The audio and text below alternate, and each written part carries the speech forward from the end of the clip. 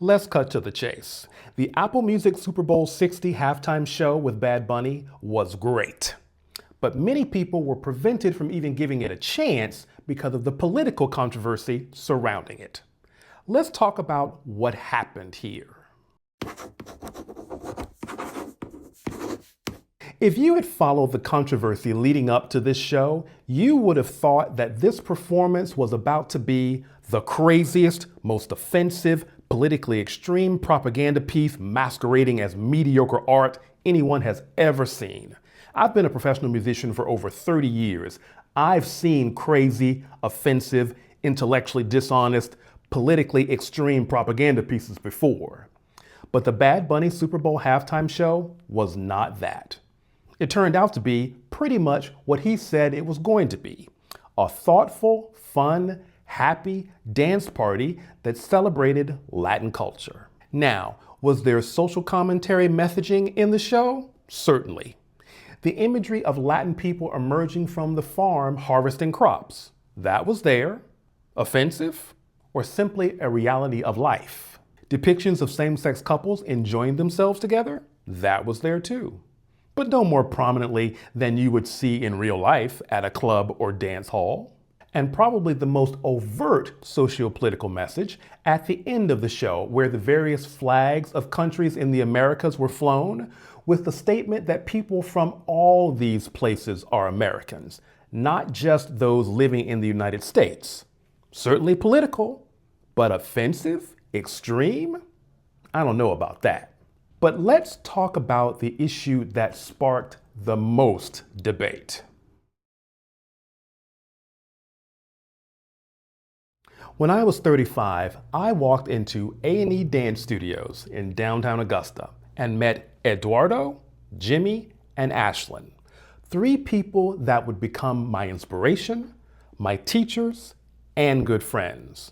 Three people that would shepherd me into the world of Latin dance. I took private and group dance lessons nearly every week, often multiple lessons a week. The studio was also a Latin club on the weekends, and I would show up regularly for social events, when Eduardo and Ashlyn, who were professional dance partners, would compete and teach at salsa congresses and Latin dance events throughout the Southeast. I would often go with them, just to be a part of the scene.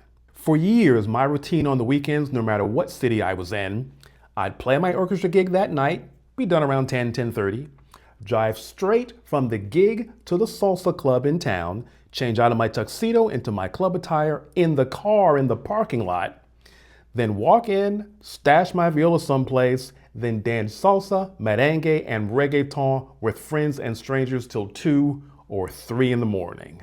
Dance became my relief from a stressful administrative job with my symphony, and the first attempts of a man to come out of his shell and actually begin enjoying life, not just being great at his job.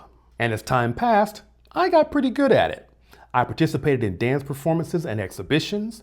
Ashlyn and I developed a few partner dance routines and competed in a Latin dance competition. We won awards, by the way. And she and I were actually featured as headliner performers for a regional Latin dance event. It was amazing. And yes, there are pictures. I tell you that story to let you know I know something about this world, the Latin dance world. What Bad Bunny says about Latin dance culture, that it is a place of fun and joy and celebration open to anyone, is very true, whether you speak Spanish or not. Yes, salsa, merengue, reggaeton, this music is almost always performed in Spanish. But I never needed to understand the language to enjoy the music or the party. No one has a problem with an Italian opera being performed in Italian, or a French film being in French. It makes sense that Latin dance music would be sung in Spanish. But here is where I believe the problem truly lies. When this whole crazy controversy ramped up, I had two questions. How did we get here? And who's responsible for this controversy? And you can usually answer those kinds of questions by examining who makes the decisions and who's paying for them. Roc Nation is Jay-Z's global entertainment company and the NFL's strategist and producing partner for the halftime show. The NFL hired them in 2019 with a mandate to, quote, reimagine the league's live music and entertainment experience. Apple Music is the presenting sponsor. They pay for the halftime show to the tune of about $50 million a year. They entered into the agreement with the NFL back in 2023, taking over from Pepsi, who was the sponsor for the 10 years before that. Then there is the NFL itself. It is the final owner of the event. Now, in terms of who's responsible for the extreme controversy, I think we can let Roc Nation off the hook. They are very clear publicly about who they are and what they stand for: representation, empowerment, equity, reflecting contemporary culture, and elevating underrepresented voices. So if you engage with them, you know exactly what you're getting. They're not hiding anything. Apple Music's culpability is a bit trickier. They often claim neutrality, that their products and services are for everyone, and support artists and human creativity in all its forms, from the latest iPhone to the latest scripted series on Apple TV. Ever since the beginning of the Steve Jobs era, Apple has always claimed to be a trusted curator of artistic taste and culture, supporting the best and brightest creativity that humankind has to offer, no matter what it is or where it's from. But public statements in recent years from the company's executives make it very clear that the philosophical underpinnings of their curation efforts include quite a bit of left-leaning ideology. They are far from neutral supporters of creativity. And then there's the NFL. You see, the NFL benefits from holding an unusual place in American life. Historically, it has not been a political organization.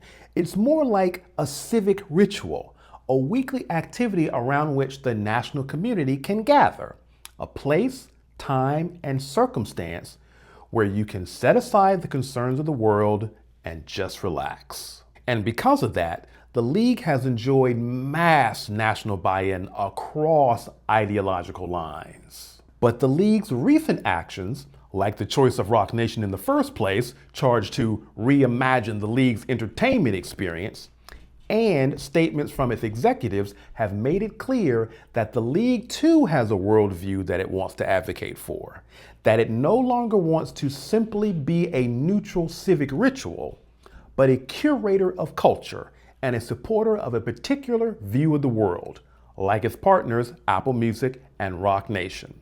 And that is a breach of the social contract it has benefited from all these years. You walk into a nice restaurant and order an expensive steak dinner, and right before your meal is served, the owner walks out and delivers a speech about veganism.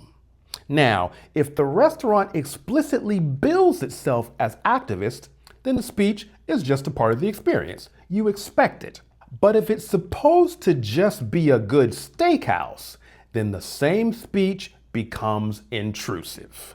If the NFL now wants to curate culture, if it now wants to pick sides and signal its opinions on the nation's political debates, it has to renegotiate that role explicitly with its customer base, and it has not done that. It's living off its steakhouse brand while trying to serve a different menu on the sly. And an institution cannot change the terms of engagement with its audience without clearly asking that audience whether they want that change. And that's a legitimate critique, regardless of where one falls politically.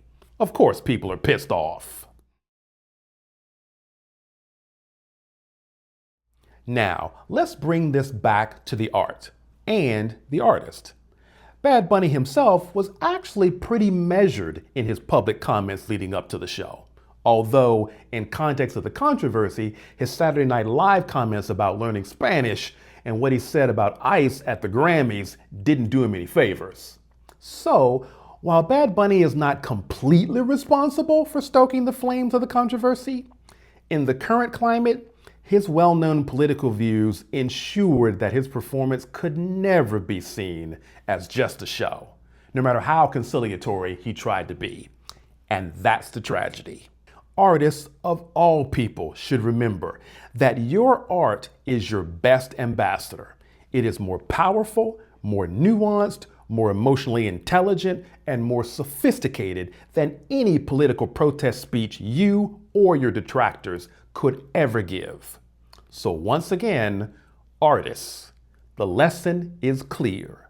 Lead with your art, not your politics.